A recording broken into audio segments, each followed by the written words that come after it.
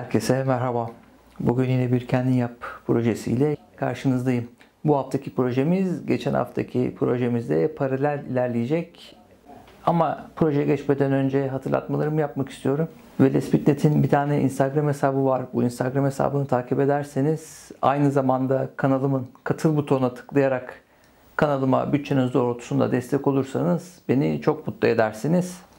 Bu ve benzeri projelere ihtiyaç duyan arkadaşlar için de iletişim bilgilerimi videonun açıklamalar kısmına ekliyorum. Merak edenler girip oradan bakabilirler.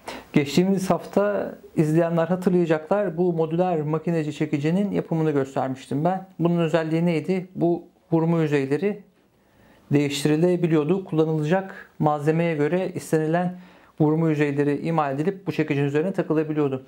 Geçtiğimiz hafta içerisinde bir arkadaş beni arayarak bundan bir tane edinmek istediğini söyledi. Gördüğünüz gibi ben burada bir tane yaptım. Ancak benden istediği bir detay vardı.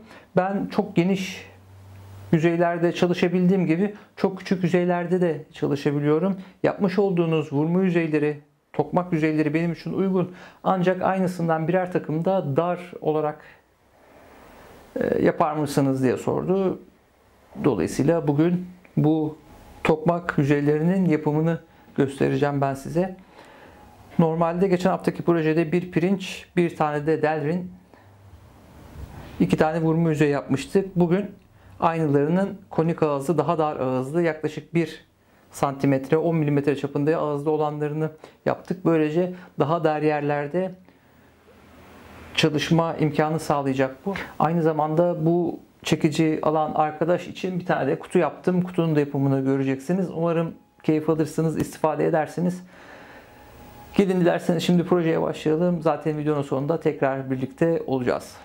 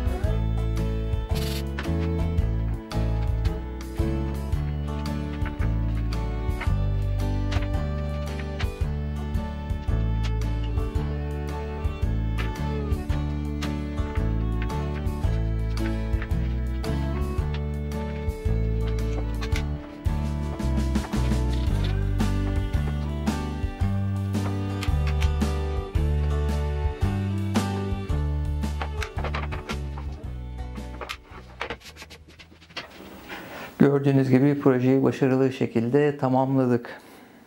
Aslında zor bir proje değildi. Sadece torna tezgahını kullandım ve çeşitli malzemelerin yüzey ve alın tornalamasını yaptım ve proje bitti.